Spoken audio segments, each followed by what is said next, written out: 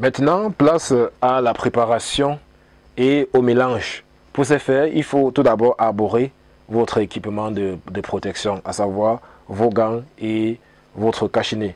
Vous pouvez arborer ce type de gants, comme vous pouvez arborer ceci, ça dépend. Je n'ai pas voulu porter les gants rouges parce que le travail que je vais faire ne sera pas intense. C'est juste la démonstration.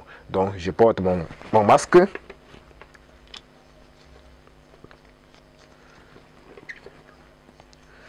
Donc, après avoir arboré l'équipement de protection, l'étape, c'est de faire quoi?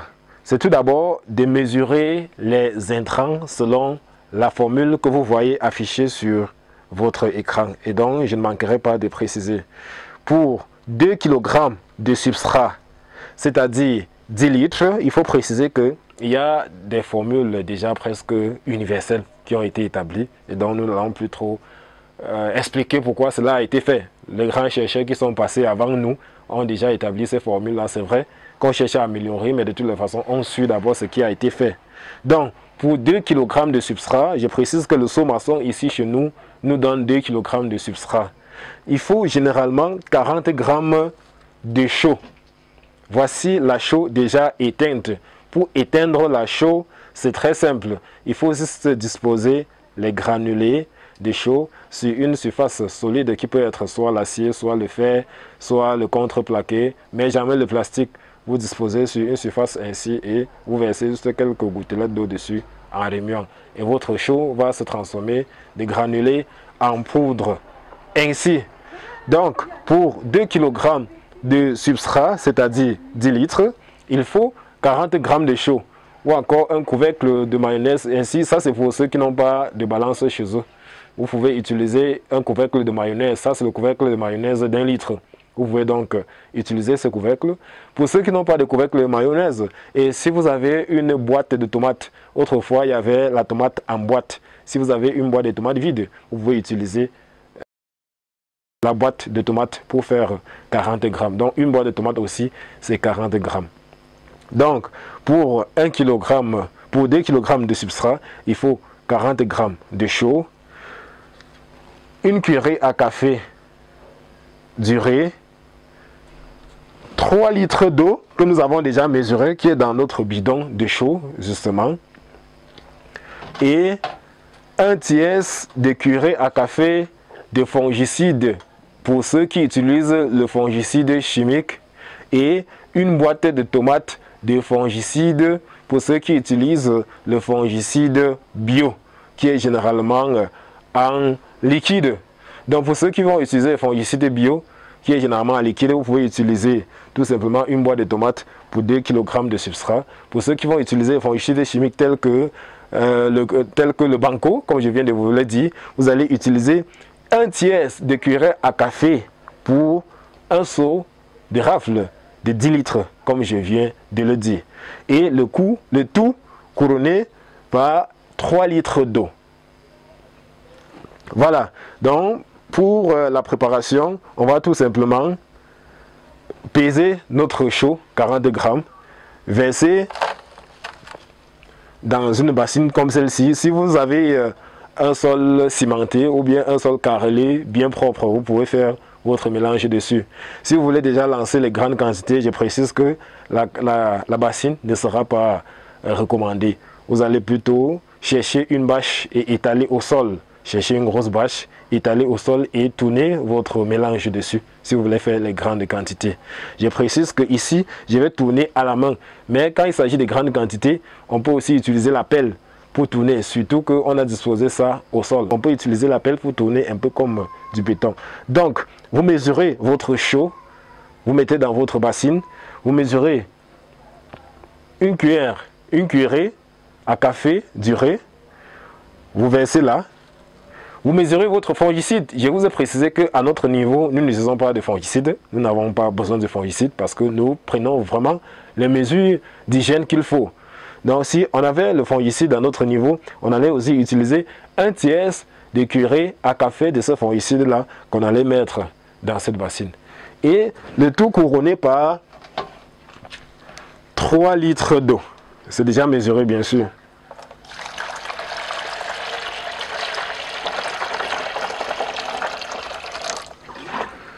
Le tout couronné par 3 litres d'eau. Attention. Donc, lorsque vous avez mesuré ou du moins pesé vos différents ingrédients, il faut juste chercher soit un bâton, soit utiliser votre main qui porte déjà les gants pour homogénéiser le mélange. Donc, vous allez rendre le mélange homogène.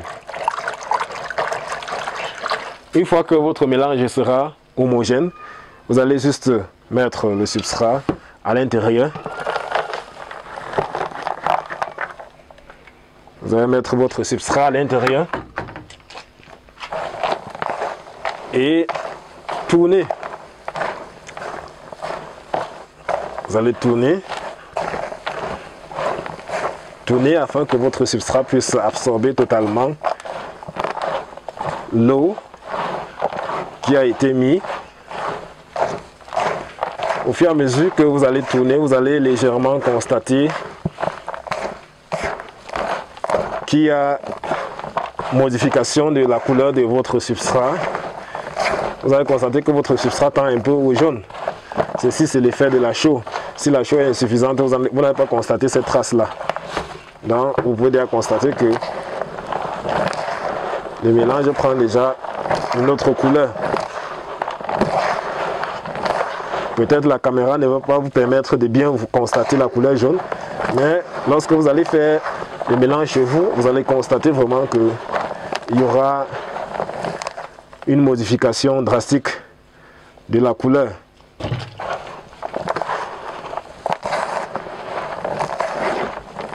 Il y a les morceaux de rafle de maïs là, vous pouvez les enlever, comme vous pouvez ne pas les enlever, il n'y a aucun souci. C'est le broyeur qui a laissé traverser ça ainsi.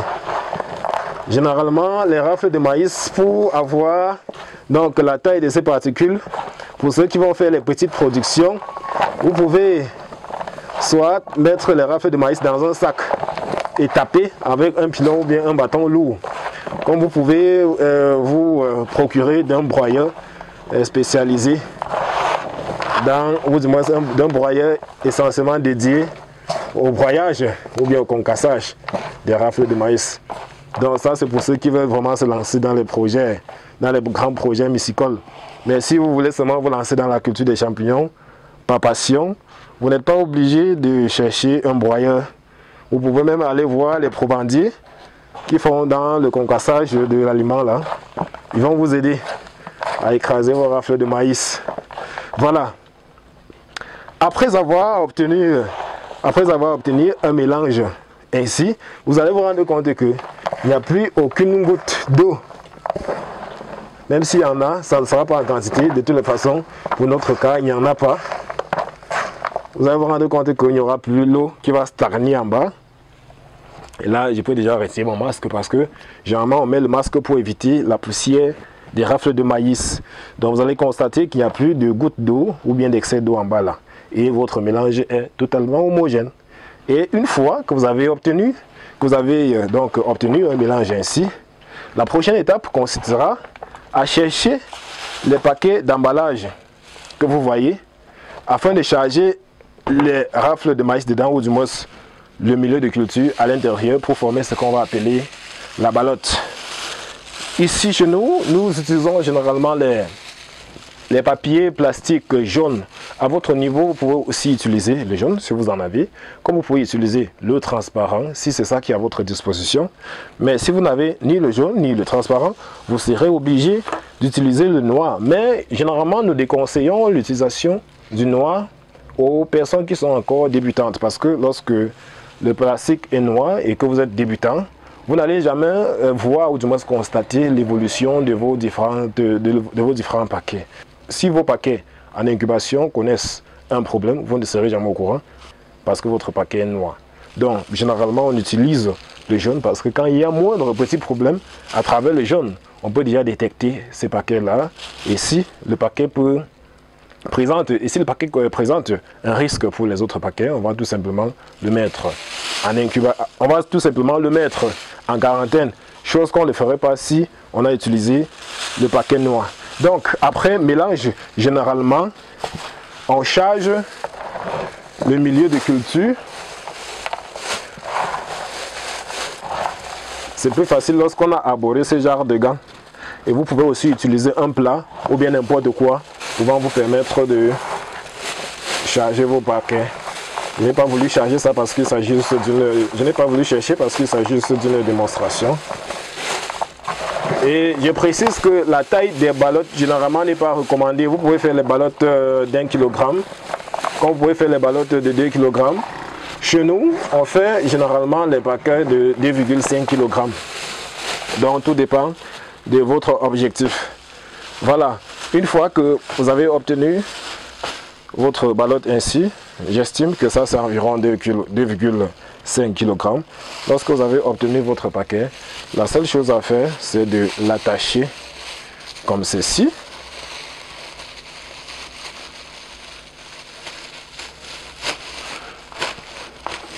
Il faut bien voir. Il faut l'attacher ainsi. Vous videz l'air qui est dans le paquet pour éviter que cela ne se casse. Vous allez attacher en y mettant le nœud. Parce que après, vous allez enlever votre paquet. Pour l'ensemencement, vous allez encore détacher. Donc, il faudra prévoir un nœud ainsi. Donc, voici ma ballotte ou mon milieu de culture ou encore la terre du champignon que je viens de faire. Et une fois que je l'ai fait, puisque cette terre-là, vous avez vu comment on a mélangé avec des rafles de maïs, ça veut donc dire qu'il y a certains microbes, des enzymes, des bactéries et des parasites à l'intérieur. On va donc procéder à la stérilisation, question de détruire toutes ces enzymes, toutes ces bactéries et tous ces microbes pouvant entraver le bon déroulement de notre phase d'incubation ou du moins pouvant créer la concurrence avec nos champignons. Donc, on s'en va comme ça, disposer dans notre stérilisateur